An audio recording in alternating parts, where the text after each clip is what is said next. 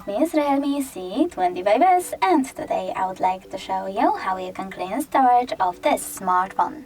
First of all, go into settings, scroll down and choose storage over here.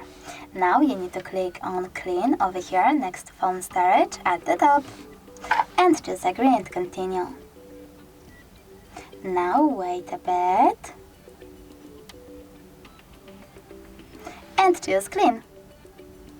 As you can see, storage of my device was successfully cleaned. Thanks so much for watching. If you enjoyed this video, leave a like, comment and definitely subscribe. Bye!